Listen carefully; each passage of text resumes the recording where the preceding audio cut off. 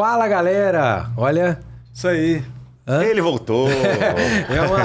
É uma alegria, é inenarrável estar aqui de novo com vocês, viu? Olha, hoje eu tava contando os minutos, eu fiz um monte de reunião, hoje não lembro nada que eu falei. Eu queria estar na presença de vocês aqui. Você tava guardando memória? Ansiedade. Eu tava falando, cara, o que eu vou falar do Hugo, né, cara? Porque o Hugo não tá aqui, Agora né? é o Hugo, né? Agora é o Hugo. O Hugo hoje mandou um negócio pra nós, você viu aí? Não vi, cara. Do 985? Não vi. Do 985, um cara que tá... Bom, enfim, a gente não pode falar isso aqui no ar não, né? Bom, estamos aqui novamente, depois de alguns... Aliás, é o primeiro de 2026 que eu faço, hein, cara? Você é o primeiro? É o primeiro de 2026, vai ser o primeiro que vai ser bom, hein? Parabéns, viu, cara? Já estamos em agosto, né? Então, mas vai ser o primeiro bem feito, né? Que até então era o Hugo que tava aqui, aí o negócio não andava, né, bicho? Mas vamos lá. Bom, antes de apresentar a nossa convidada aqui hoje... Cara, o Cristiano chegou aqui, ele chegou emocionado, né? Eu nunca vi o Cristiano assim, Hoje é especial. Eu acho que veio tudo na memória do que ele fez lá no ASE. Que é uma relação aluno-professor, ainda por cima, professora e diretora. Mas ele falou uns outros negócios aqui que depois eu falo pra senhora, viu? Que é diretora, que eu já fui esposo, que não sei o quê. Mas enfim, antes de passar a palavra aí pra nossa convidada, super convidada, vou passar aqui pro meu amigo Cristiano Marinho. Tava com saudade de você, hein? A gente só se fala por Você viu que ele fez a barba, agora ele faz... Ele não fez o cabelo e tal. Todo na linha. Fizemos um evento ontem, né, cara? Pois é, e foi sucesso, hein? Então tá bom. Fala aí, meu velho. Bom, como estamos? Mais uma vez aqui no episódio maravilhoso, né? Bate-papo para mais de metro aí. Vamos agradecendo aos nossos patrocinadores, a HVM Incorporadora. Que... Cadê o... ele tá numa Acabou fase... o patrocínio, Rafa? O que aconteceu? Ou você vai falar o nome? Eu não pode falar? Eu vou te falar. Você vai falar? Bom, a HVM Incorporadora, 13 anos de mercado já no alto padrão. Temos produtos fantásticos, Anthology aí, o produto que a gente está divulgando. O Fabrício já vendeu 5 só esse mês, tá? O pior que é verdade. Olha aí, parabéns, cara. É puta do produto. Tem como não vender. Vendi dois, né? Mas estamos indo. Bom, e a nossa queridinha Bendito Pudim, fazendo com amor pra você aí. Maravilhoso pudim. Não, a gente já falou que a gente vai substituir ele pela Lili. A Lili é mais comprometida. A senhora conhece a Bendito Pudim? Não. É maravilhoso. Nossa, aí. Perdeu mais uma cliente. Depois reclama que não vende. Mais uma cliente. Não. Bom, é isso. Hoje tá especial, tá? Tô muito emocionado aqui. A minha diretora, nós vamos apresentar ela aqui. Eterna diretora do nosso colégio ASE, cara. A galera aí dos anos 90 aí vai saber o que eu tô falando. Anos 80 até, né? Começou lá atrás e foi indo, cara. Famoso ASE. Eu tenho orgulho de falar que eu estudei no colégio ASE. É isso aí. Apresenta aí. Não, na verdade eu não vou apresentar, não. Ela vai se apresentar. Até assim, eu vou também dizer que eu tô bem contente, porque a gente tentou marcar algumas vezes. A professora tinha vários compromissos acontecendo com ela ao mesmo tempo. Ela é uma indicação de um cara que a gente gosta bastante, que é o professor Constantino, que veio aqui, deu uma aula pra gente sobre dados do Mato Grosso do Sul, de Campo Grande. Como gosta, né? Gosta. E aí eu falei assim, professor, eu preciso de uma pessoa, a gente precisa de uma pessoa no podcast que fale de Campo Grande, fale de Bioceânica, fale de uma série de coisas lá. E falou, tem uma pessoa que é essencial para você levar lá. E aí me deram um nome. Quando eu passei o nome... Teve uma pessoa que falou assim, não, mas ela foi minha diretora, ela foi minha professora. Nossa, quando que vai ser? Ele teve um momento ali. Cara, mas é incrível, porque ela é de uma inteligência, não é porque tá na minha frente não, ela é fantástica. Para mim, eu não conheci até hoje uma professora que escrevesse tão rápido igual a professora Arlinda, cara. Era impressionante. E a letra, cara, no quadro, assim, ó, retinho, impressionante aqui. Com 5 minutos que eu conversei com ela ali. Menos. Agora é mais computador. Gustavo, então é isso aí. Vamos lá, deixa, senão a gente vai ficar falando, não é convidada não. Vamos lá. Olha, eu não tenho nem como apresentar a senhora, então eu vou deixar o microfone aberto para a senhora aí, dona Linda. Fica à vontade, se apresente, que nós vamos começar um bate-papo bem interessante aqui, né? E seja bem-vinda mais uma vez. Olha, vocês, assim, me deixaram muito à vontade. Eu sou uma pessoa... Só tem casa. Não sou formal, então estou me sentindo muito bem. Que bom. Primeiro, a alegria de ver o Cristiano, né? É alegria mesmo? Porque para nós só pode ser sincero. Cara, memória vivida e sentida a gente não esquece. Que bom. E em primeiro lugar, pelo pai. Porque o pai foi uma pessoa excepcional, Nossa, né? Que trabalhou com a gente, seu Marinho, né? Alguém que foi uma força dentro do Colégio ASE. Legal. Basicamente, quem sou eu? Eu sou a professora Arlinda Canteiro Dorsa, nascida, vivida e, como eu disse, com memórias extremamente sentidas de Campo Grande, né? Basicamente, nasci e com isso eu trouxe talvez um dom que até hoje não me deixou, que é o de ser professora. Então, tive durante 22 anos a escola, o Colégio Aze, trabalhei no Colégio Dom Bosco antes, meus estudos foram todos dentro de Campo Grande, portanto, a minha formação inicial no Colégio Nossa Senhora Auxiliadora, depois fui para o Colégio Dom Bosco, então ali era a Faculdade Dom Aquino de Ciências e Letras. Olha só. Né? Olha só. Então ali eu fiz o curso de letras, depois fiz pedagogia e só aventurei por terras paulistanas quando eu senti a necessidade de fazer o mestrado em comunicação e letras e depois o doutorado na PUC em São Paulo. Nesse período eu já estava na UCDB como professora do curso de Direito. O que eu já era o CDB ou a FUCMAT? A senhora chegou a pegar a FUCMAT? Não, eu já fui para a Universidade Católica Dom Bosco, porque legal. Nesse espaço anterior eu estava... Você estava em São Paulo? Não, fiz os cursos, mas antes eu era diretora do Colégio Aze. Né? O Aze. Foi basicamente... na década, acho que foi em 98, 99, eu comecei a pensar em continuar os estudos. O que me levou ao CDB? Muita coisa. Eu vejo assim, uma casa que eu trabalho com muita paixão, não deixando... Você falou, por que eu não senti nada assim, de dar alguma bronca nele? Porque o jeito do Cristiano é a meninada que eu pego no primeiro semestre. É tudo torto, direito. Né? Não tem. É a meninada de 15, 16 anos que eu falo, mas será que eles têm noção que eles estão numa universidade, né? Olha, as meninas não, hein? Elas são muito sérias. São mais maduras, né? Mas... o doutorado me levou, por um convite, a trabalhar no Programa de Desenvolvimento Local. Nessa época, quando eu fui para o programa, o Michel fazia o doutorado dele em Brasília. Ah, é? E nós trabalhávamos junto, dando aula em São Gabriel do Oeste, numa unidade da UCDB. Da UCDB que tinha lá. Quando ele voltou, ele já foi promessa feita pelos padres. Olha, você voltou, você vem trabalhar, né? E ele... como professor. E ele foi para o programa também. Então, a gente foi formando uma verdadeira máfia educacional muito boa com os professores que estão. Esse ano aconteceu uma virada, né? Eu era vice-coordenadora, tranquila, ele o coordenador, né? Além de ganharmos a nota máxima do Estado e basicamente da Centro-Oeste, a nota máxima do programa, nota 7, somos nós e uma universidade de Brasília, nessa região Centro-Oeste. E nós levamos um susto. Em relação a isso, ao estudo, às notas, a todo o programa de mestrado e doutorado. Ah, tá, ok. Sabe? É interessante porque você vai... E é dificílimo chegar, né? Porque a nota máxima é 7, não é isso? 7. Cada quadriênio você tem que fazer um relatório muito sério.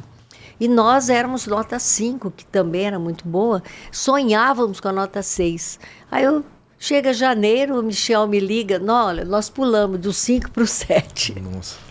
E aí, olha, o susto, a alegria, mas aí veio o choque, né? Olha, eu fui convidado para ir para a pró-reitoria agora. Então, você reassume o cargo. É muita responsabilidade, né? Mas, enfim, você me perguntou sobre as memórias da gente aqui. Né? Então... Quem sou eu? Sou campo-grandense. Isso eu ia te perguntar. A gente vive numa cidade, eu já me considero campo-grandense. Eu não sou campo-grandense de nascença. Gustavo Cristiano também. Nativo. Eu sou o único então, que não sou. Eu sou do interior do estado, mas eu sou apaixonado pela cidade de Campo Grande. Essa história de ser apaixonado pela Morena é realmente literal. Né? Porque é uma cidade totalmente diferente. A senhora, nesse tempo todo aí, que depois a senhora foi pesquisar também, foi entender mais a história da cidade, enfim. É paixão também? Olha, ou já passou por um amor? O pesquisador tem um problema sério, porque a paixão é sempre inquietante. Porque ao mesmo tempo que eu sou extremamente ligada à minha cidade, eu tenho altas inquietações. Me incomoda uma série de coisas. Porque talvez é um sonho da gente querer uma pseudo, né, cidade ideal. Mas alguma coisa que venha representar e que a gente se sinta feliz. E isso é muito sério, porque a pesquisa, esse olhar nosso leva a pensar À medida que eu estou andando de carro, eu olho uma praça descuidada, isso me incomoda. Eu olho buracos pela rua, me incomoda. Mas eu penso, poxa vida, Campo Grande, ela não foi uma capital que ela veio por um processo histórico, né? E de uma hora para outra ela se tornou capital. E se tornar capital não é Ontem, em uma aula de patrimônio, alguém me perguntou, mas professora, como que foi aquele período do processo histórico? Coincidentemente, naquela época foi o período que 77, 78, eu acompanhava, eu tinha mania de ler jornal, e aí eu me assustei na primeira manchete, quando estava assim, Cuiabá festeja com lágrimas, e Campo Grande com champanhe, né? Porque era estrela, né? A força, surgimento da capital.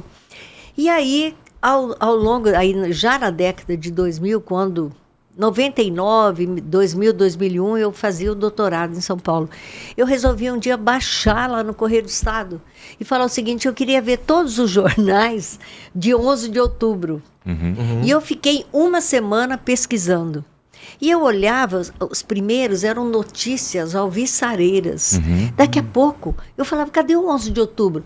Hoje é dia do aniversário da capital. Aquilo foi me inquietando, tá vendo? Ué, o que está acontecendo? Cadê o surgimento, a capital crescendo? E a gente sabe que passou um período triste. Sim. E a inquietação. Tem hora que eu falo, tem que sobrar tempo que eu quero, de novo, retomar as notícias, os discursos e pensar. E agora? Porque Campo Grande deu uma virada, mas o nosso estado deu uma virada maior. Né? E a gente já pensa, Campo Grande está acompanhando? Campo Grande hoje é uma capital com um olhar para daqui a 30 anos. O que nós pensamos? E eu sou contra negativismo. Que bom, então só está no lugar certo. Primeira coisa, porque está errado isso não pode ter, isso não pode. O que é que podemos fazer de forma preventiva? É isso aí. Né?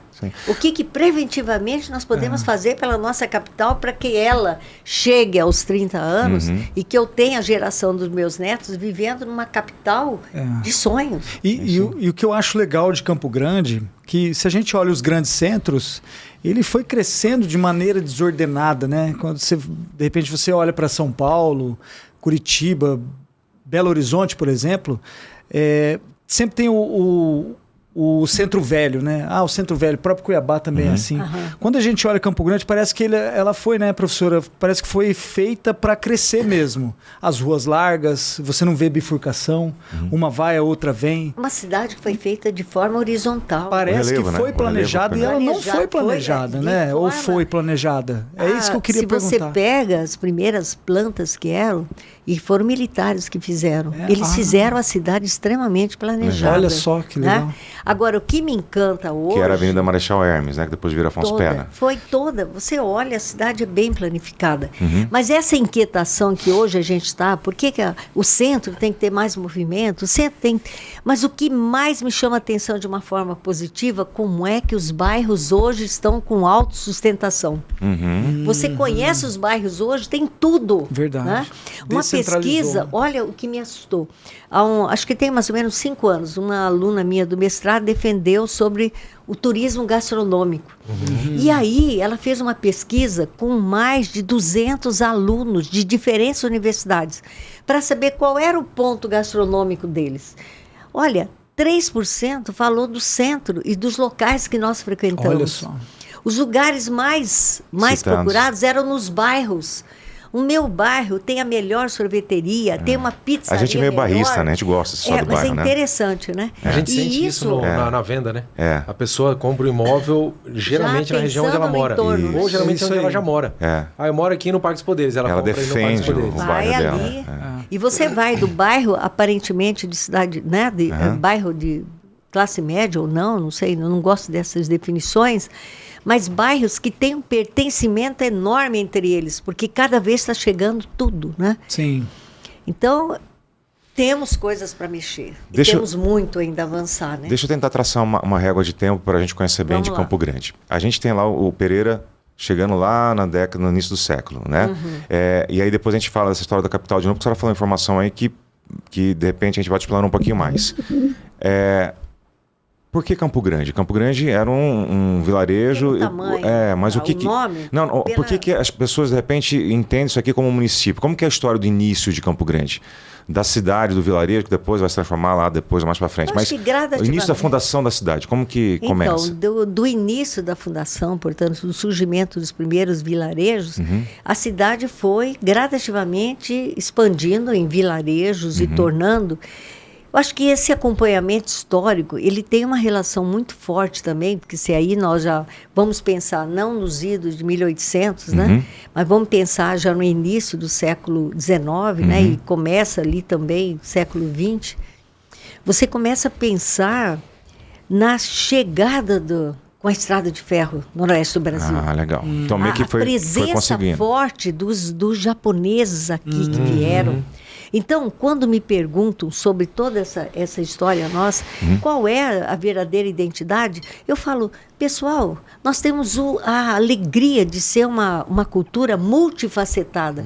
Porque, olha, junto com os japoneses, chegaram os libaneses, chegaram os turcos, os sírios. A miscigenação, né? A miscigenação foi algo que aconteceu muito forte em Campo Grande. Porque se você começa a expandir...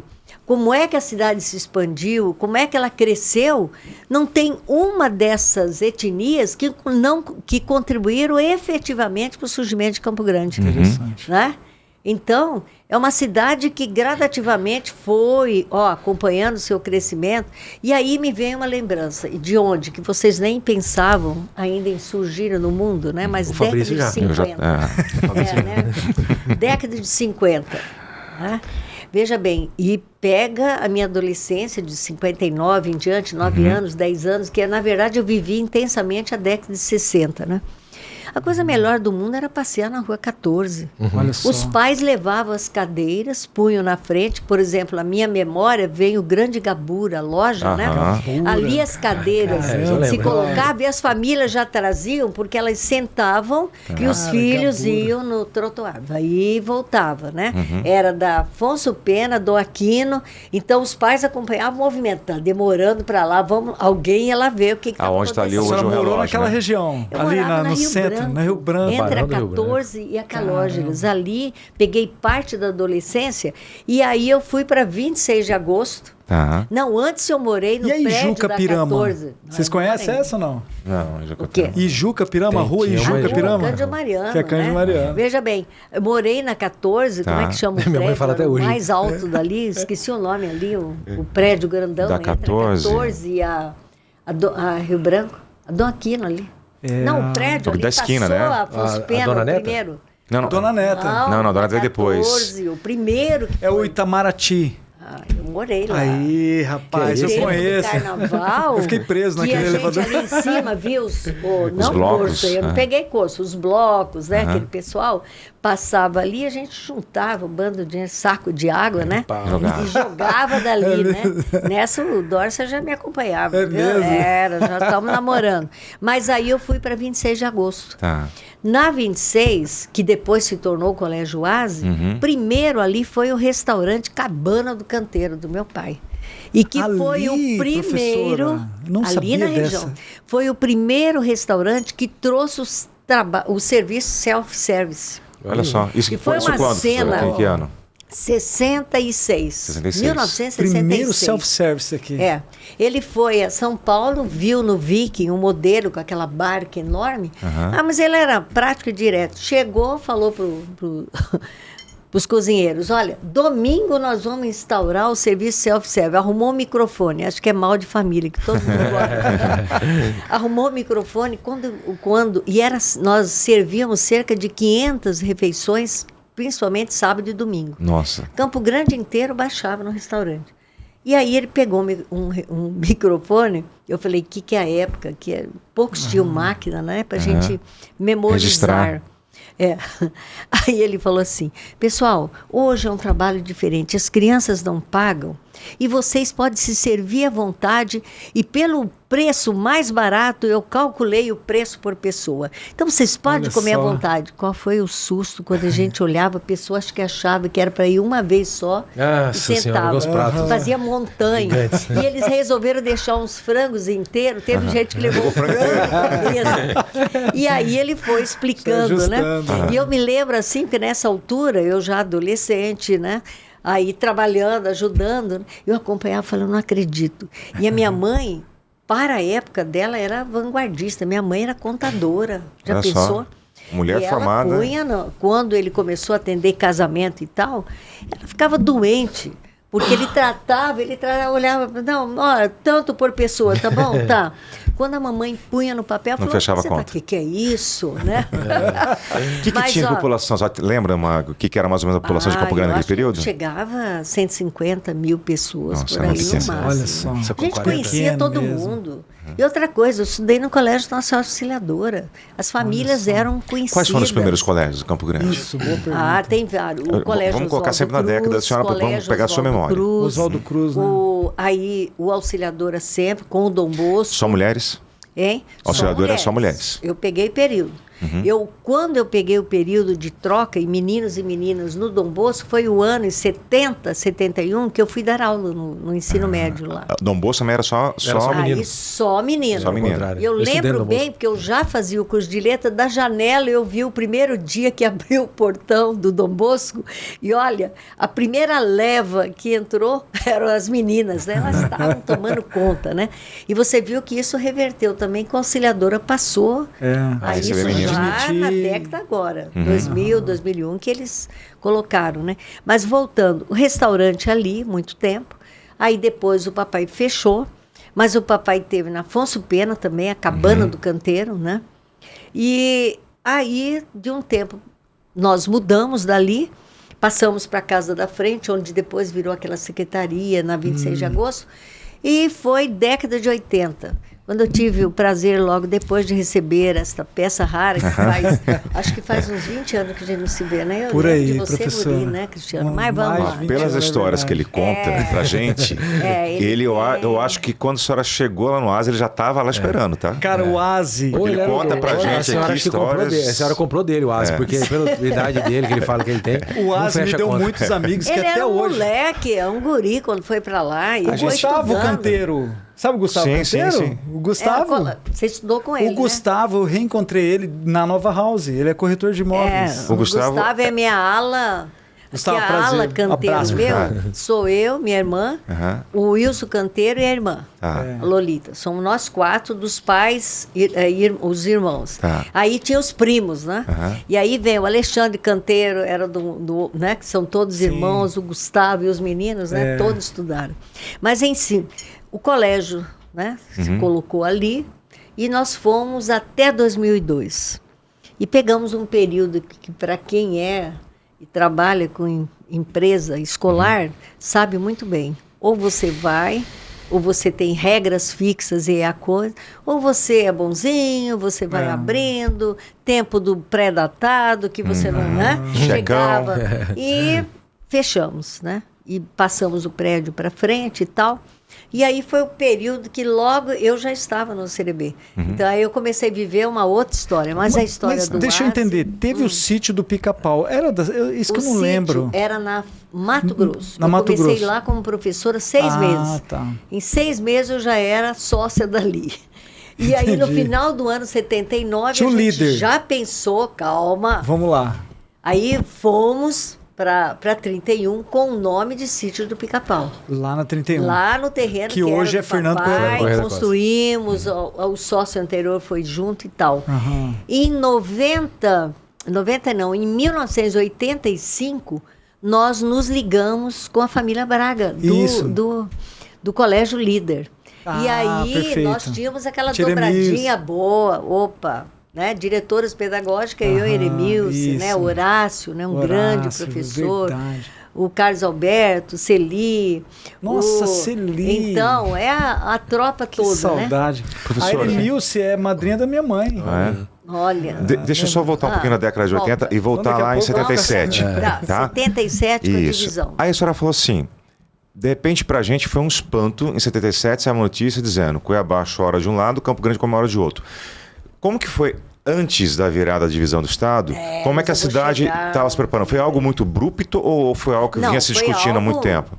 Gradativamente, um jogo político muito sério, a preocupação do lado de sul de Mato Grosso, de querer mudanças, de querer fazer... A provocação, logicamente, foi o nosso lado. Porque nós éramos dependentes de Cuiabá, né? E isso foi uma luta incessante de vários políticos que a gente tem que erguer as mãos e dizer, graças a Deus, a eles, né? Hoje nós estamos com a nossa capital, né? Mas foi um período difícil. Como que chegou para a população? Quando você fala... Olha, foi ótimo, a felicidade aqui, nós festejávamos. Mas não teve nenhum tipo de, como chama? Referendo, essas coisas, nada. Foi compra-se, eles conseguiram... Foi devagar que foi. Mas não teve uma consulta pública para o pessoal aqui, não teve nada. Que queria mudança. Cuiabá não queria, óbvio. Ia perder muita coisa. Perder a arrecadação, né? Tinha até uma história, não sei se isso é verdade, professora Arlinda, que era para se chamar Estado de Maracaju. Não, é verdade tinha um isso? grupo de políticos que aí não deu tinha tempo. Interesse pelo nome, né? E acabou ficando esse nome, Mato Grosso do Sul, né? Nós temos vários historiadores, a hora que vocês quiserem, né? Eu também sou a próxima, né? Que estudam profundamente isso, né? E nós temos pessoas no Instituto Histórico, eu faço parte lá. Legal. Nós temos grandes pesquisadores históricos que contam. Legal. Mas o que é interessante? Você perguntou por que o choque? Por exemplo, para mim, pesquisadora ouvindo, eu falei com lágrima, por quê? A perda de metade do Estado, para eles também era um sentimento. Será que Cuiabá, o Mato Grosso vai morrer? E você sabe que não ocorreu isso. Porque também eles receberam uma ajuda governamental muito grande para dar continuidade, como assim nós recebemos para tocar a vida. Tocar a vida aqui, o novo Estado. Mas na pesquisa que eu fui fazendo, eu me deparei quando nós fizemos 25 anos. Tá. E ali foi muito preocupante. O jornal e aquela história da gente... acaba falando, você eu tô querendo, eu te empresto, mas você me devolve. Não devolveram. O Correio do Estado abriu a página inteira para que se falasse. Aquilo para mim foi uma alegria. Eu falei, nossa, agora tem notícia aqui, né? Mas quem eles colocaram? Pesquisadores, historiadores, pessoas sérias que não tinham vínculo político nenhum. E você imagina o que saiu nos 25 anos, né? Entendi. Que nós estamos vivendo um período de estagnação por causa dos conchavismos, por causa dos jogos políticos, né? Por uma falta de uma política que pensasse Mato Grosso do Sul num todo, né? Com um tempo, um processo bem construído, né? Aquilo doeu, viu? Porque a gente via, e eu me lembro bem das frases do Dr. Abílio de Barros, né? Que acima de tudo era alguém um fazendeiro, mas acima de um pesquisador, um estudioso, e você via a tristeza deles de ver o Estado assim. E aí você sente mudanças. Eu não vou entrar em detalhes de período, mas quando chega nos 30 anos, você começa... Perceber uma aceleração. Agora começou a mudança. E a mudança a gente chama de desenvolvimento. E desenvolvimento não é crescimento só. Desenvolvimento é você pensar em quem mora e dar condição de vida, né? Dar condição para que as pessoas trabalhem particularmente, que tenham a possibilidade de ter seus negócios, né? E eu acho que aí a mudança começou a ocorrer. Dentro desse período histórico aí, vamos adiantar um pouquinho. Eu queria fazer uma pergunta para a senhora. Vamos para frente. Como é que hoje a senhora enxerga Campo Grande e o Estado, em termos de desenvolvimento? Porque a gente sempre tem essa comparação com o Mato Grosso, porque o Mato Grosso é isso. Posso ajudar nessa pergunta? Que integra na parte da nossa identidade de Campo Grande e Mato Grosso do Sul. Porque quando a gente fala de avanço, de desenvolvimento, a gente fala muito do nome Mato Grosso do Sul. As pessoas de outros estados sempre confundem. Você é lá de Campo Grande, Mato Grosso. A gente fala do Sul. Então, aonde eu vou em evento, mas pode ter 400 pessoas. Junto com essa pergunta dele, a senhora acha que a gente tem realmente uma identidade não só de campograndense nato como do estado do Mato Grosso do Sul? Ou acharia que a gente deveria mudar o nome do nosso estado para criar uma outra identidade? Não. Ou não faz mais sentido? O nome é a hora da gente fortalecer cada vez mais. E lembrar que a nossa identidade, ela é multifacetada, né? E a gente tem que, olha, render homenagens a todos aqueles que vieram e que ajudaram a construir. Uhum. A gente começa a pensar no Abdallah Sleiman, já falecido. Uhum. Né? Eu tive o prazer de ter a filha fazendo mestrado com a gente, foi uma alegria, porque foi um homem visionário. Uhum. Ele olhou para aquela região no Monte Líbano e pensou, aqui eu posso construir uma série de casas, excelentes residências. E eu lembro que ele falava, vai doutor, é barato, né? Dá chequinho aqui, né? Uma pessoa que colaborou efetivamente. Assim, se a gente fosse levantar todas as etnias, né? E é um trabalho que lá no DL a gente já tem histórias, né? De japoneses, né? Que o pessoal começa... É aquela história, você levanta a memória, a história de cada um, ela retoma para o presente. Quanto mais você esquece, a história vai sendo deixada, né? Uhum. E aí a gente fala, render homenagens. Porque imagina o que veio atrás, né? Sim. E aí eu entro, por exemplo, a família do meu esposo, né? Eles saíram em tempo de guerra da Itália, de Nápoles. Uhum. A minha sogra, quando volta, e ele veio como médico, ele não podia, meu sogro não podia trabalhar. Uhum. Ele tinha que fazer primeiro a questão da adaptação, né?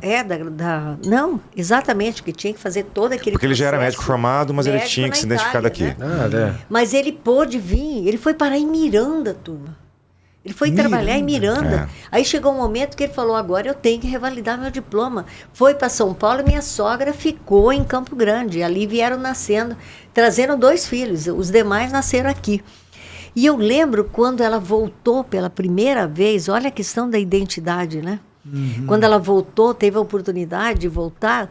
Aí na volta, a gente alegre, foi de volta, foi a Nápoles, viram a família e tal. Ela falou assim, a minha família, eu não tinha mais ninguém. Não tinha. Eu fui vê-los no cemitério. Uhum. Agora, aí ela falava, o Pasquale viu, os irmãos estavam vivos e tal. Olha o sentimento que ela trouxe. Uhum. E alguém que veio e aqui fincou, teve filhos, os filhos trabalharam, construíram, ajudaram, né? Quer dizer, a nova geração, nós já estamos na 4ª geração, né? Uhum. Hoje, se eu contar de toda a família, nós somos um número grande. Mesma coisa que nós, da família Canteiro, né? Uhum. É uma força paraguaia forte. Minha avó paterna era paraguaia. Uhum. A gente tem uma influência muito grande do Paraguai aqui, né? Então a gente começa a ver essa miscigenação deu muito certo, né? E que a gente chama de interculturalidade, de a gente se enxergar no outro, o outro nos enxergarem, né? E aí até, porque daqui a pouco eu vou falar da rota, o que é um trabalho desafiador para vocês que trabalham com negócios. Né? Posso falar? Lógico, por favor, então, deve. Ano passado eu fui... na verdade, convidada por um professor de Salta, da Universidade da Argentina, Salta, para dar um curso, uma semana, online, com os alunos das relações internacionais para trabalhar a questão dos negócios. Como é que funciona a competência intercultural. Olha só. Eu falei, meu negócio Deus em geral, do céu. não um nicho específico. Qualquer negócio. É o que vocês mexem. E o que vocês já pensam em torno da rota, em torno dos demais países. Muito bem. O que eu tinha meu desafio? Eu estou mexendo com argentinos que já negociam com chilenos, que já negociam com os paraguaios, por possuírem a mesma língua, ainda que cada um tenha a sua cultura. Eles são completamente diferentes. E nós, o único país latino-americano que fala português. Até que isso não significa nada, mas entra a questão cultural. E aí eu fui trabalhando. Como é que é o pragmatismo chileno? Eles são bem europeus, eles são chegados a regras. Você jamais pode chegar lá e desse jeito espontâneo nosso. Você estranha, você fala, ai meu Deus, né? Que frieza, que forma de atender. É o jeito deles. E a gente foi sentindo isso durante a viagem. toda, onde a gente vai, quem que é chegado a nós? Qualquer coisa chora, põe a mão... Paraguai, né? Paraguai, fui fazer uma palestra, quando eu falei que eu era neta de Paraguai, um fazia assim para mim, com a paixão, né? Mas o argentino e o chileno são diferentes. E aí eu trabalhei a postura, a voz, a questão das relações, como é que tem uma série de detalhes. Normas comportamentais, você saber da cultura do outro para não aproximar e saber até onde você vai. Nos últimos dias era a apresentação deles com os trabalhos. Turma, o que vocês acham que eles falaram? A primeira coisa sobre negociar com o brasileiro. Eu tenho certeza. Sem dúvida. O jeitinho. Até que não falaram. Acho que eles não queriam me ofender. Falaram malandragem. Eu mexo com o jeitinho brasileiro, eu sei. Falavam de quê? Improvisação. Querer resolver logo. Chega, já acha que meia hora de pergunta. Já vamos jantar e tal. Já vamos fechar o contrato. Não existe. E às vezes a gente sente, não querem nada, não vão... Não, sim. Eles querem. Mas eles querem o formalismo. No tempo deles também. Nós queremos pensar, né? Eles olham, você fica olhando, o que estão me olhando, né? Eles estão pensando e olhando para as pessoas, né? E quando eles começaram a apresentar um trabalho, ainda bem que era online, né? Porque tem hora eu fechava a câmera e falava, ai meu Deus, né? Então, o que a gente fica claro? Qual é um outro parceiro fortíssimo nosso? Chinês. Em 2016, o Santander tinha um bendito programa que chamava Top Santander. Vocês já ouviram falar? Já. Que mandavam, né? Um aluno meu, já era acho, 4 anos que fazia pesquisa comigo, terminando direito. A gente faz um intercâmbio, assim, né? Professora, tá abrindo aí, olha, trouxeram o programa... E eu não estou pensando em Chile, mas eu estava tão ocupada que eu nem pensei o que ele estava falando, qual era o outro país.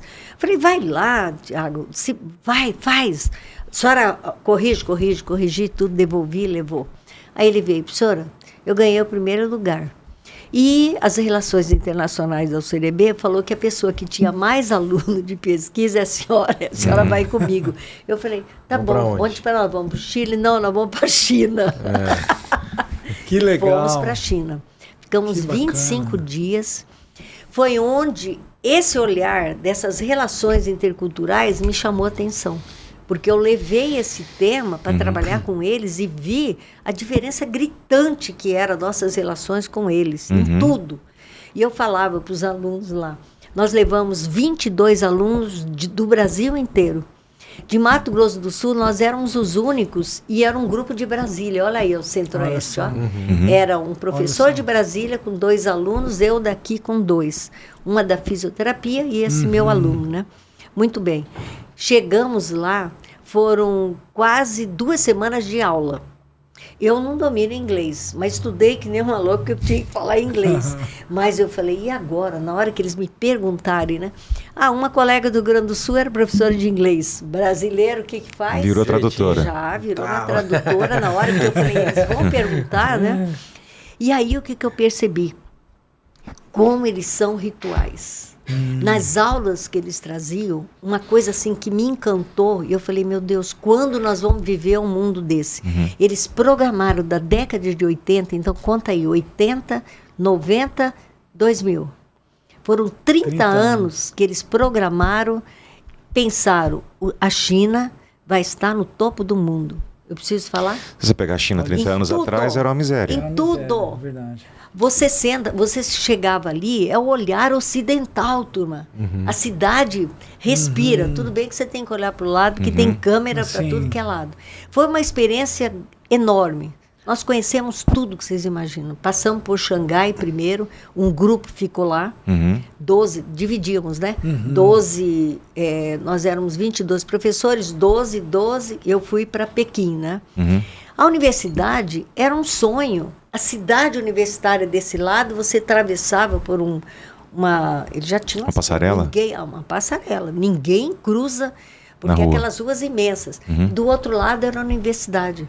Nós ficamos em hotel, dentro da cidade universitária. Nós conhecemos tudo, e principalmente esse olhar pragmático deles, né? Então eu falo para vocês, é o nosso parceiro.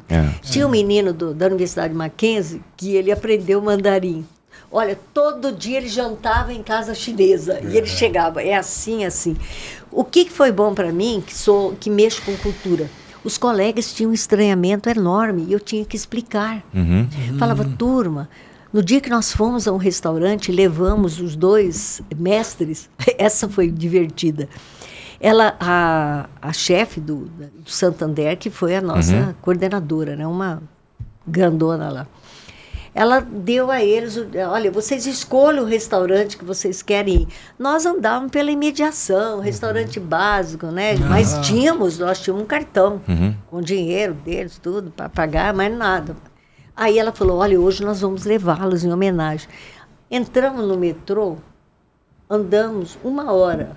O pessoal falou, para onde que nós vamos? Chegamos, parecia Nova York, vai o bairro. Paredão. Paredão. Não fala chinês, é o paredão. Chegamos naquele bairro, aí já começou a gozação, né? Virava, quem mandou vocês escolherem? Chegamos no restaurante, era cristais que caíam. Aí a gente, Cristiane, você vai perder o cargo de Santander. Carregou o cartão? Aí o que a gente pediu? Olhou, tinha uma salada oriental. Não, salada. E o famoso pato de Pequim. Ela calculou, nós éramos 16 pessoas, pediu 4 patos, mas é uns patinhos desse tamanho. É um marrequinho. E aí veio todo aquele cerimonial, né? Eles põem umas verduras, né? Cachorro não, brincadeira. Não. Tava morto o pato não, também, né? Você nem, olha, nem o pato tava morto também, né? Cristiano, alguém fez essa pergunta, então, meu filho, que absurdo isso. Falou assim, não, mas você vai rir, mas no interior eles falavam, aqui eu não queria ter falado isso. Aqui não, mas no interior ainda come. Ainda come. No interior, sim. Aí não deu jeito. Olha, fizeram aquele cerimonial. O que nós fizemos? Eles ensinavam, né? Pega uma espécie de uma panqueca, põe o pato, põe a verdura, dobra para comer. Quando você olhou, o povo pegava a salada, comia a verdura e tal. Comia o pão sozinho? E eu juro que eu não olhei se eles estavam comendo ou não. No dia seguinte, a Cristiana, a do Santander, chega para nós furiosa. Eu vou matar esses chineses. O que aconteceu? Olha o que eles colocaram no Instagram deles, né? Porque todos nós tivemos que trocar. Não existe, é o próprio deles. É a rede deles, né? própria, fechada. Aí ela falou, olhem lá. Quando eu li, eles escreveram assim, acredito que os brasileiros tenham passado fome, porque tinha apenas a salada e 4 patos chineses. E comeram e não deixaram nada. Ela falou, o que é isso? Paguei uma fortuna. O meu chefe está me xingando lá em São Paulo. Não sei o quê. Resumo, eu olhei para ela e falei, presta atenção, o que eu tinha ouvido do menino que foi nas residências falando mandarim? Ele falou, professora, sabe como que é? Conta para mim. Ele falou, ali, se tem 9 pessoas numa residência, no mínimo tem que ter 6 pratos diferentes. E não são os pratos grandes, são pequenos. Sim. E naquela mesa redonda vai rodando ali, né? Se tiver 13, e se no meio do 13 são 2 idosos, eles têm que pôr no mínimo, rodando para comerem, de 12 a 13 pratos diferentes. O que eles pensaram?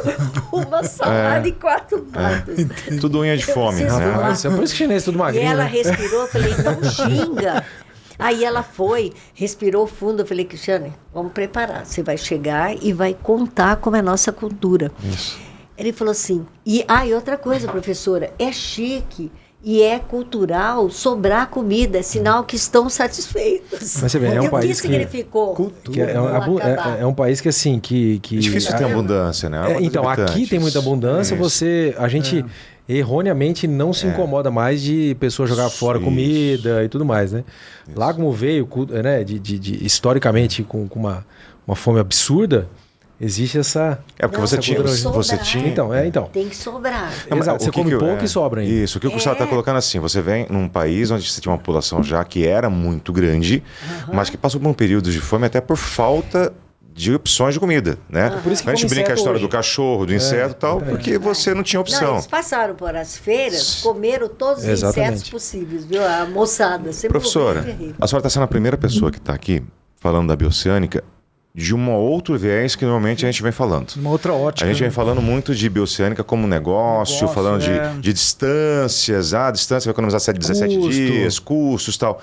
Só que está trazendo uma outra vertente para a gente que é muito bacana. Que só está trazendo a questão da cultura. Que até então eu também não tinha parado para pensar que quando eu for negociar com um chileno, com um argentino, com um chinês... Não é o mesmo nível de negociação que eu tenho hoje no Brasil. Vocês são. Exatamente. Eles correm. Porque na brincadeira a gente fala assim, nós somos o único país da América Latina que fala português. Né? Mas se você olhar em nível de comportamento, talvez a gente seja os mais latinos de todos. Né? Que quando você vem com o chileno, o argentino, que é essa questão mais europeia, mais fria, de análise. A gente tem muito mais emoção, variadas, né? De população também, né? E aí, quando a gente fala de bioceânica, o professor Constantino falou isso, o Fernando Madeira falou isso, todo mundo que vem falar, ele diz assim, olha, a bioceânica ela vai demorar um tempo aí de 6 a 7 anos de maturidade, porque tem que passar a parte alfandegária, a parte burocrática, estrutural e tal. Acompanhando todo esse Mas o processo primeiro que vai acontecer vai ser o de integração. Sim. Entre os países, né? Entre os países. Turismo, troca de informação, questão cultural. É isso mesmo a linha de raciocínio? Olha, por exemplo, esse desafio começou conosco. Em 2016, quando houve o primeiro encontro aqui em Campo Grande, foi estranhíssimo a gente ver pessoal da Argentina, Rui, e a gente nem pronunciava direito, não falava Juju e tal, eu via a Betina falar, conhecia, que era a professora que veio, ela falava Rui, então tem que pronunciar certo. E de salto, eu falava, onde que fica isso, meu Deus do céu? Que de onde que é esse país? Eu ouvia falar de Antofagasta, né? Já começou por ali. O que foi a primeira integração nossa? E que é fortíssima hoje, pessoal. Hoje, todas as universidades de Mato Grosso do Sul têm relações fortíssimas. A gente trabalha junto. Então, isso foi um primeiro desafio. Internamente aqui, a senhora está falando. Correntes, aqui dentro eu trabalho junto. Cada universidade tem os seus trabalhos, mas a gente, quando fala em termos de Unirila, seja nos eventos, o que tem que fazer, a gente trabalha junto. Um pesquisador, eu preciso de uma banca, eu estou chamando alguém da UEMS. O meu companheiro direto de trabalho é o Ruberval, lá da UEMS, né? Então, eu tenho relações de amizade com todos, é assim como eles têm. Aí o segundo desafio nosso, fazer as nossas relações com o pessoal da Argentina, do Chile e do Paraguai. Não foi difícil. Então, hoje nós temos os representantes dentro da área da pesquisa, né? Professor Mário Leiva, lá da... Aí, outro preconceito que caiu abaixo, que é da Universidade de Assunção, né? Vocês chegam lá, vocês ficam encantados com a universidade, com a UNA. Para eles, mobilidade internacional, enviar alunos para a Alemanha, para a França, isso é comum. E a gente tem uma visão míope da fronteira. Quem falou agora do Paraguai, de Assunção, foi o próprio Jean-Pierre. Sim. Foi para lá, ele comentando com a gente, falou assim, cara, eu fiquei assim, a cidade abismado. Está crescendo, está pulsante a Assunção. Assunção tá. Minha esposa é de lá, ela é de Assunção. Né? Olha só, o maior choque nosso, quando nós fomos, e aí você imagina, eu estou falando de 2016, olha quantos anos a gente vem trabalhando essa resistência. Quando nós fomos, o maior encanto nosso, assim, de susto, foi... já teve encontro em Assunção, mas o penúltimo foi em 2025, primeiro semestre. Nós fomos no Alto Boqueirão. Vocês já ouviram falar dessa região? Não. Vocês têm que ir lá trabalhar e ver, olha, quanta coisa. Onde que é isso? O Alto Boqueirão pega Loma Plata e Filadélfia. As duas cidades que são... E, na verdade, governadas pelos menonitas. Menonitas. Você conhece esse povo aí? Olha só. Acho que eu conheço. Mas um detalhe. Você não conhece?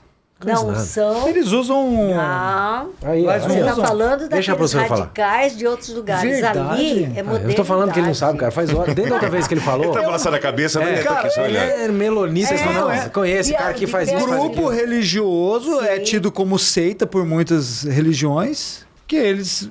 convivem entre eles. Eles são, se a gente fosse falar de cigano, que vieram lá do norte da... Lá eles não usam os macacões? Ali, meu filho, é eterno, meu filho. É roupa comum. Não, ele é lá, não usa macacão. São grandes fazendeiros. Olha, a cultura do leite ali é violenta. Eles são fortes, a cidade é maravilhosa, sabe? Crescendo, pulsante. Eles não sabiam o que fazia. Agora vem a parte para vocês. Uma cultura europeia, né? Eles são...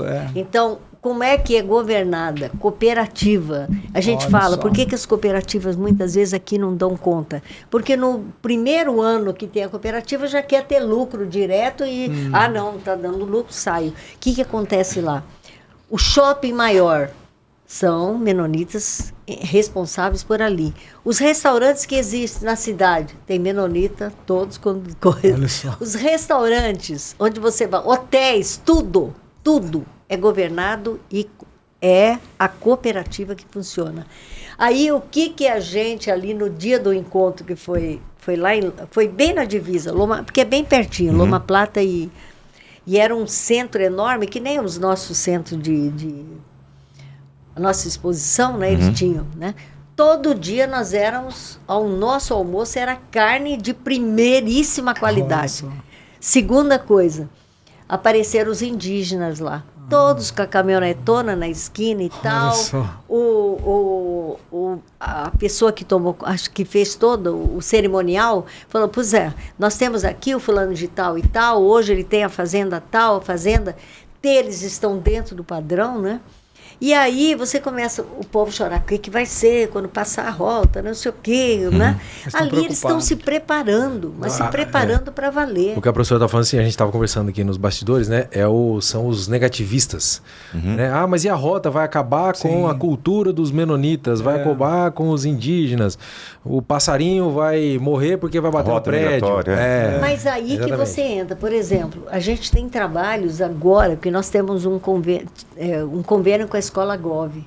E foram 9 funcionários do governo. A Escola Gov é do Ministério Público, é isso? A Escola Gov é a Escola do Governo de Informação? A Escola do Governo que eles têm, né? Aí 9 funcionários de vários setores fizeram mestrado conosco com temas que têm o interesse para chegar no governo e falar aqui o meu produto, né? Aqui mexer. Uma delas foi a Suleimar, que é auditora, procuradora do Estado, né? Ela trabalhou com a prevenção dos acidentes para os animais, a prevenção das estradas, né? Então, eu não acredito em negativismo, acredito em prevenção. É isso aí. Porque eu não estou com ilusão de 100% tudo vai ocorrer bem. Mas como pesquisador, eu penso, aqui eu olho o que eu posso prevenir. Que estudos a gente pode fazer de prevenção.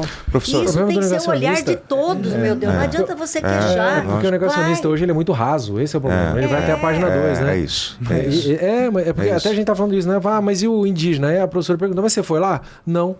Então como que você sabe que vai impactar? Engenheiro de obra pronta, exatamente. Agora, que ter autossustentação, condição de vida, lógico que é preocupante algumas coisas, a sustentabilidade é uma delas, né? A senhora está dando um gancho muito legal, porque assim, saindo dos negativistas e pensando na questão do que realmente é importante, que é o que a gente vai ganhar, né? E não ganhar na questão do lucro, mas ganhar também em nível de informação, de cultura, né? De vida. Só está falando exatamente de culturas hoje do Paraguai, que em alguns momentos eles são muito mais desenvolvidos que a gente, né? Quando a gente fala de algumas culturas no Chile, na Argentina, você acha que essa troca com a gente... Aí eu estou falando de Mato Grosso do Sul especificamente, tá? Ainda não vou falar de Brasil. Falando de Mato Grosso do Sul, a gente tem muita coisa para aprender também? A gente vai ganhar muita questão de conhecimento cultural? Eu acho que isso é uma troca. Tá. O tempo todo eu Mas o que você acha que vai impactar de primeiro? Assim, de primeiro, acho que a gente vai... Por exemplo, hoje a gente tem níveis de gestão no Paraguai para desburocratização de processos lá melhores do que o nosso. Né? A gente tem hoje um processo de mudança trabalhista no Chile que é diferente do nosso. Você acha que essa troca de informação ela acontece? A gente chama de harmonização jurídica e integração. Tá. Tem que haver harmonia jurídica aí. Vou dar um exemplo claro. Nos últimos eventos que nós fomos como pesquisadores lá no Paraguai e depois lá em Jujuy, que foi final do ano. Jujuy é onde? Jujuy é Argentina. Argentina.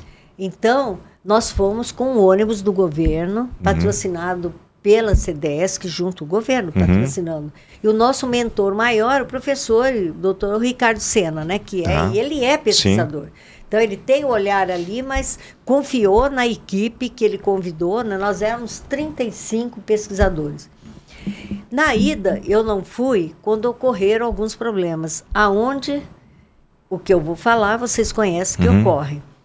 Saindo de Assunção, não demorando muito, começaram a aparecer os policiais parando o ônibus. Polícia Caminera. Sim.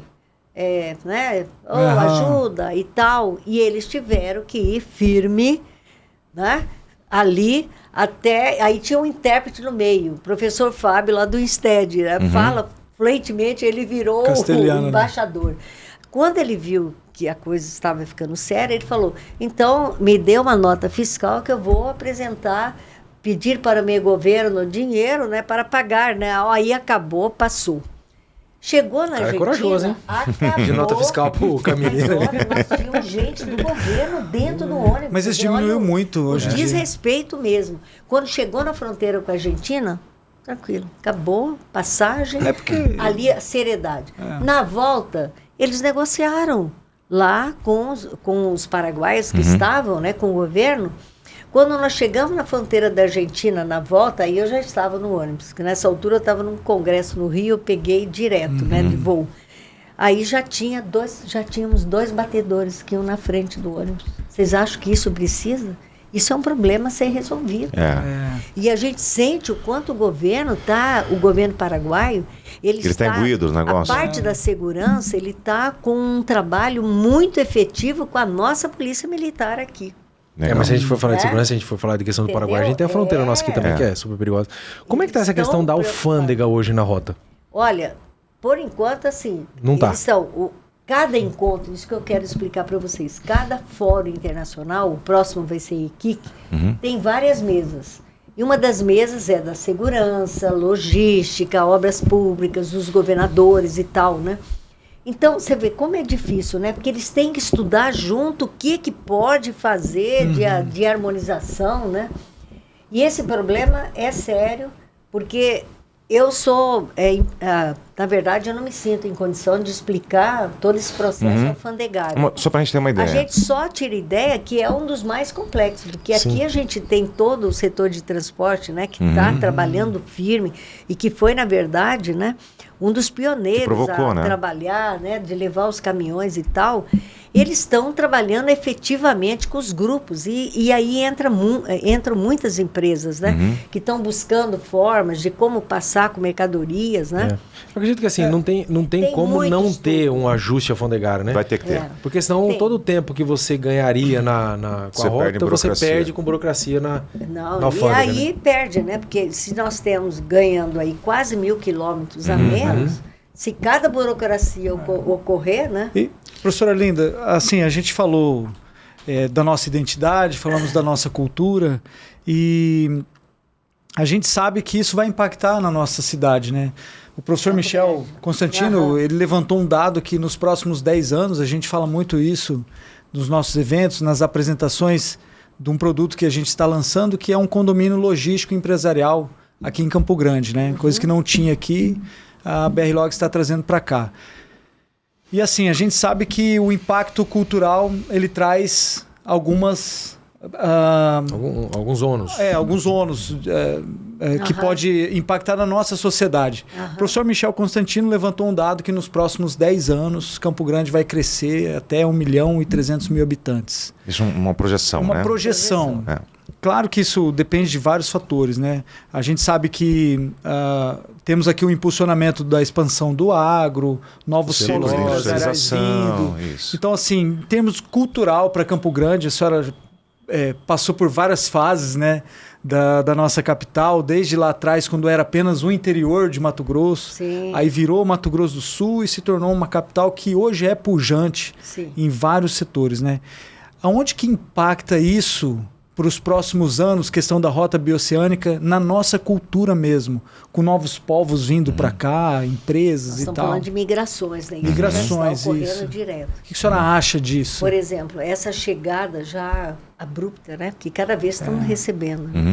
A gente sente por parte das universidades a preocupação, primeiro, o que elas podem contribuir. Sim. E aí nós temos, tanto pelo interior, os institutos federais e a UEMS, e aqui no estado, né, a UEMS tem um trabalho muito sério de acolhimento a esses venezuelanos, por exemplo, num aprendizado da língua, que é o primeiro para cortar a primeira barreira. Né?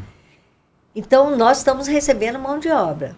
A gente percebe cada vez mais que se o mato-grossense também não acordar que ele precisa de uma boa formação, Né? Não adianta começar o negativismo pelo próprio sul-mato-grossense. Estão roubando nossos empregos, estão roubando isso. E você está preocupado em receber uma formação para você ir trabalhar agora num frigorífico e tantos negócios novos que estão surgindo, e aqui em Campo Grande também?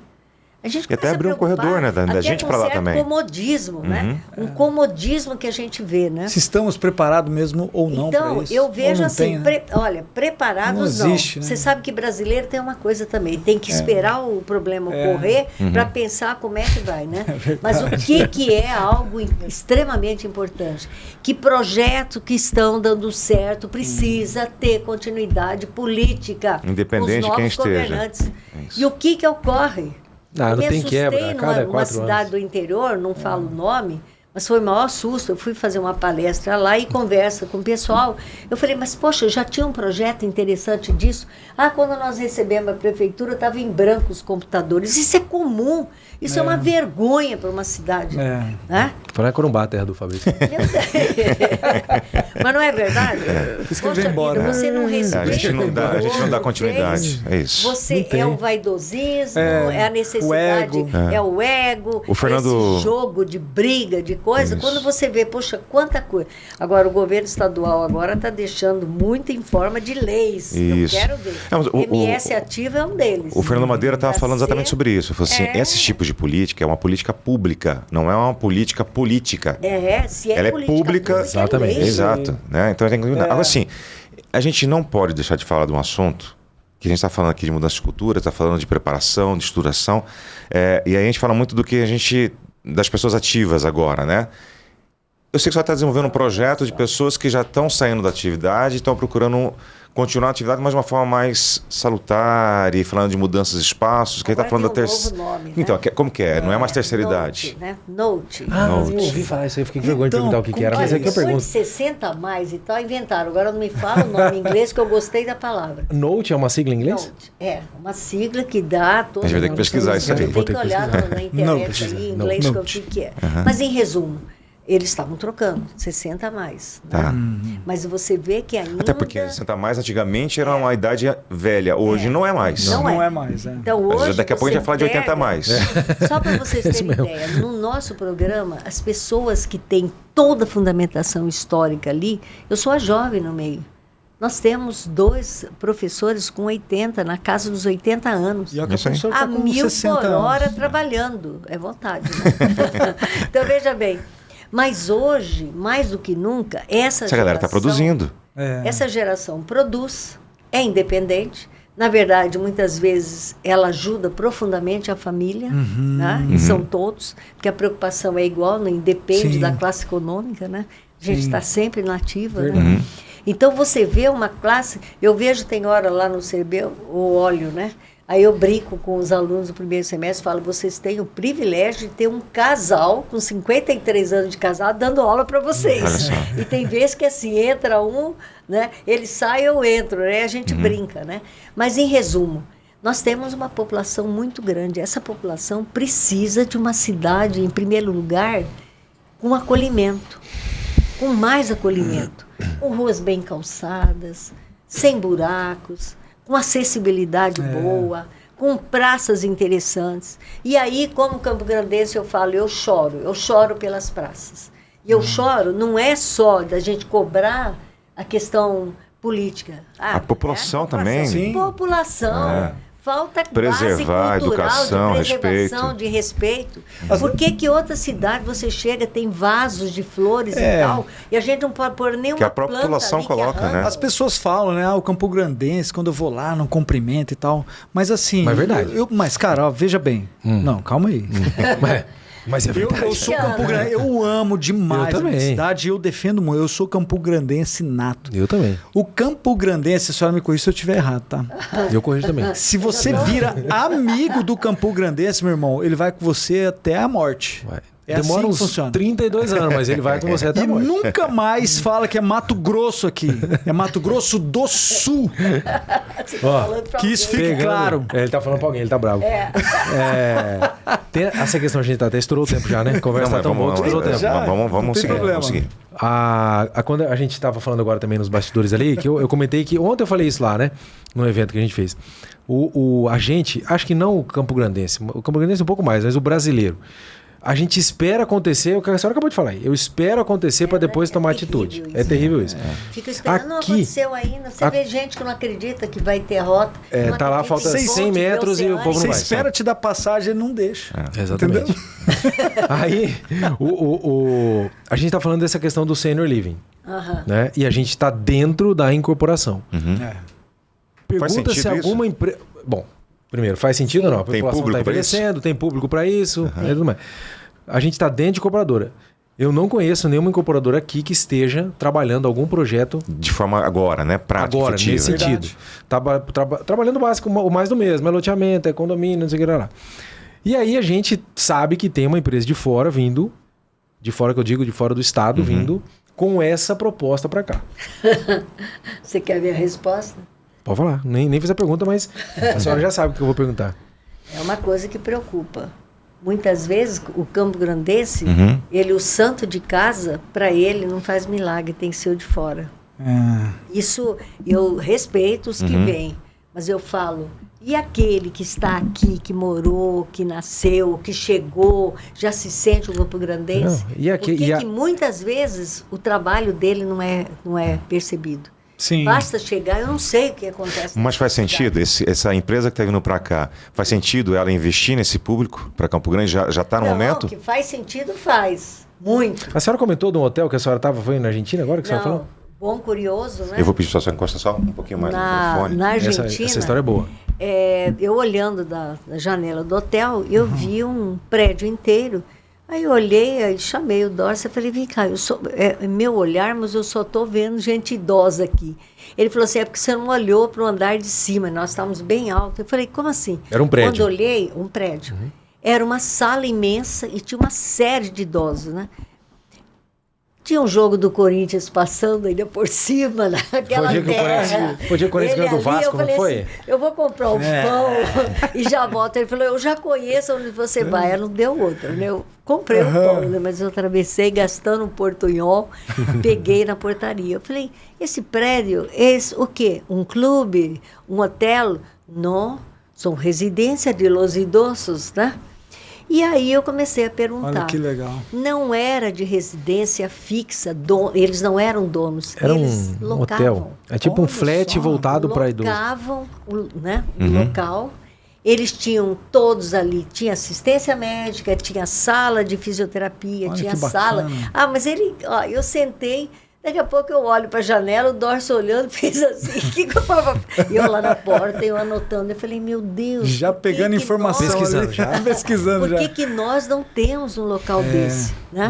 Eu acho que vai vir para cá. Então, e aí vem, aí assim... que demorou para ver que os idosos hoje estão chegando a 60%. E tem só um detalhe, né? Não é só isso, 60%. Né? A gente vive mais hoje, a gente está falando daqui a pouco do 80 a mais, e é um público que chega financeiramente muito melhor do que se chegava 20, 30 anos atrás. Então, é um público que ele não depende mais só da aposentadoria. Ele já começou a trabalhar a ideia dos recursos paralelos, seja de locação, de patrimônio, de herança. Então, assim, ele está mais preparado financeiramente. Mas por que ele está melhor preparado? Porque ele não aposentou aos 40, aos 40 e pouco, ficou na frente de uma televisão assistindo coisa e fazendo as mulheres... Ele continuou sendo produtivo. É mulher e homem, eles estão na Ainda bem, né? Porque a gente está cada vez com menos gente nascendo, menos massa produtiva, é naturalmente... Eu não sei se foi uma coincidência ou se foi uma necessidade. Naturalmente, a gente tem que trabalhar mais. E a saúde também ajudou um pouco mais. Ajuda, né? Demais. Então você já tem muito mais saúde para poder, né? Preocupação com a saúde. Você vê, o Cristiano com 40 anos já estava nível de. Isso a gente não pode falar aqui. Né? Ó, 48, Note, meu parceiro. Note significa. Eu acho que ele traduziu aqui, tá? O ChatGPT. Nutrição, orientação, lazer e terapia. É usado para reforçar os 4 pilares do envelhecimento saudável, incluindo lazer, que é fundamental para a saúde mental, seja, se você vai para um lugar que tem esses 4 pilares, aí você está muito bem estabelecido. A pessoa já está, exatamente, cuidar da nutrição, ter o período de lazer, né? Ó, a mente preenchida. Porque a gente... A mente preenchida até mulher, né? Mulher em casa, mulher não pode ficar em casa, não. Sua mulher trabalha, minha mulher trabalha. Não pode ficar em casa, não. Senão, em casa, os dois trabalham muito tempo. Tem que trabalhar. É a melhor coisa. Mente vazia não dá, não. Foi mudança, né, professora? Porque, assim, a gente também começa a sair de um século, de algumas décadas, em que quase que culturalmente e obrigatoriamente a mulher tinha que ficar na residência cuidando da família. É que a gente lembra da nossa avó, isso, né? O máximo era ser o quê? Verdade. Professora. E eu me lembro, eu casei em 73. Uma santa amiga da minha mãe virou um dia e falou assim: nossa, os dois trabalham no Dom Bosco? Aí minha mãe: não, ele dá aula lá, mas ele está no escritório de advocacia também, trabalha. Ah, tá. Mas o dinheiro dela, ela usa... Olha a pergunta, né? Ela usa para ela, para as coisas, que era a visão. Aí minha mãe, muito tranquila, minha mãe já tinha outra visão, né? Ela falou, não, eles juntam, eles compraram com isso carro, eles querem investir numa casa, eles viajam e tal. E a mulher, nossa, isso é exploração. Nossa, os homens exploram. Infelizmente, nós temos uma classe masculina também que acha lindo ter a esposa, né, à disposição e às vezes nem no batente, porque a gente tem que respeitar esse trabalho. E olha uma coisa importante. A gente cuidar de filho. Sai em casa e não é fácil, não é brincadeira. Eu não gostaria. A minha mulher fala, é muito mais difícil. Aliás, você estar em casa do que estar na rua. Vocês são ainda uma geração que precisa estar junto das mulheres e trabalhando. Mas junto, eu acho que assim, quando eu falo da história do não gostaria, é uma coisa importante que a senhora está falando. A gente teve aqui o penúltimo episódio com o Fernando Madeira, que é um urbanista, é um arquiteto urbanista que conhece também muito da formação de Mato Grosso do Sul e de Campo Grande. Sim. E ele falou pro nosso mercado, e aí é um mercado que não é só ligado à construção civil, também a gente está falando de vendas como um todo, da importância de você entender, pesquisar quais são os comportamentos atuais da população. Né? A gente antes pensava em predial, quando a gente fazia prédios, pensava na população jovem. A população jovem é o que quer entrar para prédio mais compacto e tal. A gente começa a olhar para outros cenários agora dessa população já mais senil, a pessoa que já está mais confortável, que os filhos já criaram, já foram embora. Precisa de um lugar menor, não precisa mais de uma casa grande. Exatamente. Precisa de facilidade, precisa de medicina, passagem, né? Isso. Fazendo, né? A mulher hoje é a principal decisora. Sim. Então, neste caso, principalmente na escolha do imóvel, a palavra final é da mulher, não é do homem. Né? Por quê? Porque ela sabe dos detalhes, ela sabe das praticidades, ela sabe do que vai acontecer, o que não vai, como é que gere melhor a questão do dia a dia. Então, essa necessidade também de entender melhor. E aí só está trazendo para a gente um ponto extremamente importante, que é olhar para essa terceira idade. Que primeiro já não é mais a terceira idade que para nos 60, é uma terceira idade que já está indo para 80 anos mais. Já adquiriu qualidade de vida, porque já adquiriu hoje em dia, qualidade de vida. Já está estabelecido financeiramente. É isso. Né? Que tem outras prioridades, né? Como essa, por exemplo, de estar num lugar perto de tudo. Perfeito. De ter uma possibilidade de ter um lazer completo ali a seu alcance, com uma academia adaptada, com um jogo de carteado e médico do lado, que querendo ou não, por mais que seja saudável, a possibilidade de uma pessoa idosa, 60 a mais, ter algum problema de saúde é muito maior do que o de 20. Então o de 20 não precisa estar do lado. O de 60 precisa estar próximo. E há uns anos atrás, isso era complicado até para a reforma da Previdência. Porque era menos jovens trabalhando, mais idosos, então a conta não fechava, né? Para você pagar a Previdência, essa galera aí receber. Só que é o que você falou, eles já estão tendo a sua capacidade financeira independente da questão da aposentadoria. Exatamente. Isso é maravilhoso. Mas assim, uma coisa até do sistema, né, do Estado. Vou até finalizar o meu raciocínio aqui. Mas o que me incomoda muito é as incorporadoras, né, o mercado que a gente trabalha hoje, eles sentem quando entra uma empresa de fora. Há um sentimento, tá invadindo o meu espaço e tudo mais. Pô, mas você não tem lá a equipe da senhora que faz pesquisa para tudo quanto é lado? A gente não sabe. Há quantos anos a senhora falou que em 2016 teve a primeira caravana da Bioceânica? Foi. 2016. Não, primeiro eles vieram. Então faz mais de 10 anos que isso já tá... Não, em 2000 e tal já existiam... 2000 que foi feito aquele... Foi. Cara, tô falando de 20 anos. 20. Agora, a gente tá lançando o primeiro condomínio logístico da cidade agora. Você vê, né? Isso já tá há 20 anos acontecendo. Por que as pessoas se preparam? Daqui a pouco vai vir um Note. Resident Note Residence pra cá, né? 5 anos de física. E as empresas vão reclamar ainda. Tirando a HVM, que é uma empresa de vanguarda, as outras vão reclamar porque... Nossa, por que tem que privilegiar quem é da cidade? Porque... Tá, irmão, mas cadê seu projeto se você já sabe? Esse é o projeto. O cara Agora cai na questão da acomodação mesmo. Eu também. Mas aí não reclama. Aí não pode reclamar. Aí não reclama.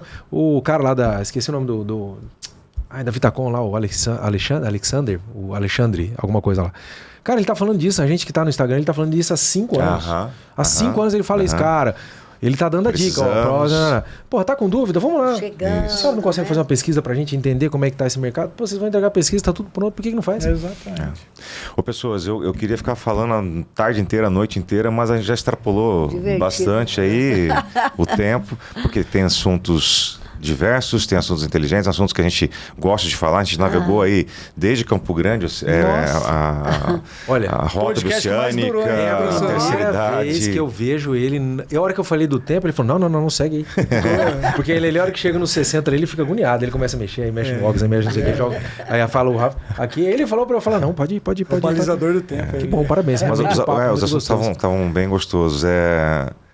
A gente vai ter que chamar a senhora de novo, tá? Não vai caber só em um episódio. Porque eu quero falar do Oase também. Ele tem muita história para contar do Oase. Você tem grupo? Eu coloquei um gato morto no algibre uma vez. Ave Maria. Apodrecer a água da escola, professor. Logo depois a professora teve que fechar a escola, não sabe por quê. Então foi você, moleque. Bom, galera, Gustavo, bom de ver de novo. Não desapareça. Não vou desaparecer. Fica sempre aí com a gente. Podemos falar do Hugo, não, né? Não, o Hugo já passou a fase dele. Coitado, ele tem, amanhã você vai saber o que aconteceu com ele. O Hugo é parente do Braguinha. Hugo Enes é parente, né? Enes. O Enes. Que agora descobri que é Juninho. Você foi no cliente, ele chamou ele de Juninho. Acho que o Braguinha é tio dele. Enfim. Gustavo, e aí? Encerramento, últimas palavras. Últimas palavras desse episódio, né? Pelo amor de Deus, ficou um negócio meio mórbido, né? Cara, assim, é muito interessante a gente... ouvir de quem sabe, de quem viveu ali a história, né? A senhora falou do dia Nossa, tem muita coisa de Campo Grande, né? A gente pode voltar e começar a falar das festas, dos carnavais. Mas esse é assunto bacana. Esse é bacana. Legal. Vamos marcar. Então já fica esse compromisso aí da gente marcar uma segunda agenda com a senhora. Eu agradeço demais e um detalhe que eu quero falar para vocês. Hoje vocês abrem observarota.com.br. Observa a Rota. Anota aí, fala aí você. Observarota.com.br. Vamos botar na legenda. Olha, foi um trabalho já insano. Eu tenho um professor do Instituto Federal que faz doutorado comigo, me orientando, que é técnico, né? Então, a parte do produto dele, mas foi um trabalho nosso insano. Nós conseguimos coletar no Observa Rota tudo que foi produzido. Olha que legal. O cara descrente, olha lá, né? Artigos, assim, para vocês terem a noção. E a gente está caminhando, assim, tem links para você pegar os sites institucionais, tudo. E assim, é produto das universidades. Né? Ótimo. Assim, parabéns. Então, Cristiano, você se segurou. Eu achei que você fosse chorar, tinha até me preparado para o momento. Foi bom para você? Foi demais a conta. Eu muito feliz com esse podcast, com esse episódio. Nós temos que tirar uma foto, mandar vamos fazer na família. Vamos fazer. Lembrar do meu saudoso pai. Pai. Professora, que prazer revê-la. Estou muito feliz com esse podcast. Assistam, curtam, compartilhem. Ficou sensacional. Vamos fazer de novo, tá? Episódio 2 aí com a professora Arlinda. Uma sumidade, uma enciclopédia em pessoa. Essa é. Eu fico feliz porque o Colégio Oase aqui pegou gerações ali, né? Eu fui campeão da Taça Canarinho. É verdade. Eu joguei muita bola. Os melhores times de tudo que vocês sonharam. Professor, hoje ele nem academia ele não faz. Não é academia ele não faz. A gente não acredita nessa história. Não, ele caminha. Fala a verdade, nós somos campeões Cristiano da anda Tasca 100 Canarim. metros, ele Como a morre. morena, Próxima cara. vez eu vou trazer as fotos, ele Você vai vai achar ver. dele. Aí, Por favor, cara. porque a gente precisa de Isso, de legal, material para legal. fazer os memes do podcast. Memórias. Eu tenho uma foto, eu vou trazer. Devia ter trazido. Por favor. Mas é isso, feliz demais, curtam, compartilhem. Obrigado, tá, professora? Prazer revê-la demais. Exatamente. Acho que foi um prazer, né? Deixa estar as aqui. suas palavras aí também pro nosso favor. podcast. Deixa o Olha, seu Instagram. Ok. Eu me diverti muito aqui. Eu detesto Legal. formalismo. Né? Formalismo, de vez em quando, a gente tem que ter, né? Não tem jeito. Sim. Né? Lá, só Mas lá eu no me Chile. senti muito bem. E o Michel tinha me avisado: olha, você vai se tranquilo. sentir do jeito que você gosta ali, Que né? Que bom. o povo é bem informal. Mas a gente falar de memória, de trazer lembranças, de retomar pontos importantes, eu acho que para nós isso É essencial. além foi uma catarse, né? Na verdade, nós fizemos aqui, né? De lembranças e de oportunidades. E lembrar que os problemas existem, mas podem ser solucionados. É isso aí. Então, a pessoa simplesmente está sempre apontando, isso não adianta, não é bom para a cidade e tal. E o que você propõe? Normalmente essas pessoas não têm proposição nenhuma. E o papel nosso, por exemplo, nós como pesquisadores, é propor. Trabalhar, pesquisar, levar, né? Enfim, adorei estar aqui também. Que bom, que bom. Muito Professora, obrigada. obrigado pela tua presença. A gente tem uma missão aqui que é construir conteúdo inteligente. Isso Né? aí. Quando a gente fala de construção aqui, não é só de cimento, de tijolo, de parede, mas de construção de argumentos diferentes, Isso. de coisas inteligentes. E não existe população no mundo que não olhe para frente sem se basear naquilo que ela já passou, olhar para o passado e ver o que foi tem. construído. É Né? A gente tem que, retomar. exatamente, a gente tem que isso. respeitar Ser e tem que ser vivida, né? vivida e tem que levar também para gerações também que não conheceram essa história lá de Isso, trás, é né? isso. Porque é Tem que isso que faz eternizar. a gente embasar e a gente se ter o que a gente possa olhar para frente. Bom, estamos acabando mais um episódio. A Canequinha gente da tem a canequinha professora. aqui para a professora, porque ela vai colocar lá na mesa dela. Vai, lá. do O lado Michel- do Constantino. O Michel já tem a dele lá. Então, Não, o esse aqui é da presente, Constantino senhora. está em outra esfera agora. Agora ele é pró-reitor. Ah, mas assim, Olha que e agora tem na legal. pró-reitoria, tem na coordenação, tá? Vamos trocar, aquela quebrou. Mas ele não esquece. Quando assusta, ele está lá no nosso bloco, né, conversando, né? Não tem jeito. Seja sempre bem-vinda, tá? Obrigada. Agradecer as patrocinadoras, a Talco HVM Studio. Incorporadora, agradecer o Benito Pudim, o pessoal da Talco Studio, que sempre está com a Isso aí. gente, sempre está colocando pra gente no ar aí. E aí todos os... a gente tem que... Não posso esquecer. Elton Lobato. Um abraço pra você, Elton Lobato. Um abraço. O garoto enxaqueca. Por favor, a gente é um cara que é assíduo, quando a gente assiste, ele ficou extremamente Boa. magoado porque a gente não falou dele em nenhum Poxa, momento. dá uma nesse canequinha pra episódio. ele, leva uma Odonto canequinha lá Pato, pra pra ele. quem não sabe, é patrimônio histórico da HVM. Tá? É corretor A da HVM tem House. 13 anos, ele tem 18 anos de HVM. Isso, é a pessoa Cara, uma mais sumidade. tranquila, Ele mais amorosa. Ele trabalhou como servente da HVM, foi crescendo, hoje ele é um dos maiores corretores Ele do grupo fez a HVM. fundação ali do São Pietro. né? Um abraço, Elton. Galera, obrigado mais uma vez. Aqui, professor, a gente se despede normalmente com um cumprimento paraguaio. Não sei se a senhora conhece. Paraguaio? Falar se o Paraguai vai dizer o que é. Minha esposa é paraguaia, de Assunção mesmo. E eu aprendi isso lá em Assunção, que é o Mongaru. A gente termina com Mongaru, que é assim. Mongaru. Mongaru. É tipo uma confirmação, entendeu? A gente não sabe se é verdade, Essa mas deve ser. É verdade.